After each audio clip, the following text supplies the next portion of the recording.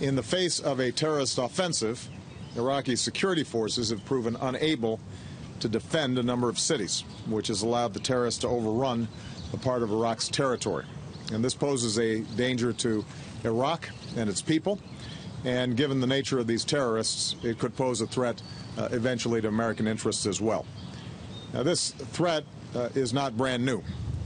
Over the last year, we've been steadily ramping up our security assistance to the Iraqi government with increased training, equipping, and intelligence.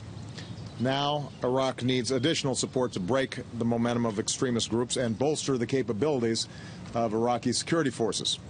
We will not be sending U.S. troops back into combat in Iraq, but I have asked my national security team to prepare a range of other options that could help support Iraq security forces, and I'll be reviewing those options in the days ahead. I do want to be clear, though, this is not solely or even primarily a military challenge. Over the past decade, American troops have made extraordinary sacrifices to give Iraqis an opportunity to claim their own future. Unfortunately, Iraqis' leaders have been unable to overcome too often the mistrust and sectarian differences that have long been simmering there. And that's created vulnerabilities within the Iraqi government as well as their security forces.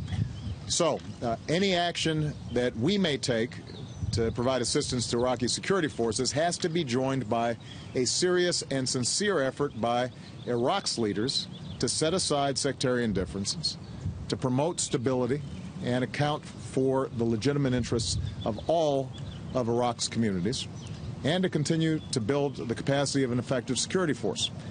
We can't do it for them. And in the absence of this type of political effort, short-term military action, including any assistance we might provide, won't succeed. So this should be a wake-up call. Iraq's leaders have to demonstrate a willingness to make hard decisions and compromises on behalf of the Iraqi people in order to bring the country together.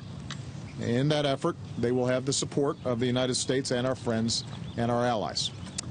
Now, Iraq's neighbors also have some responsibilities to support this process. Nobody has an interest in seeing terrorists gain a foothold inside of Iraq, and nobody is going to benefit from seeing Iraq descend into chaos. So the United States will do our part, but understand that ultimately it's up to the Iraqis as a sovereign nation to solve their problems.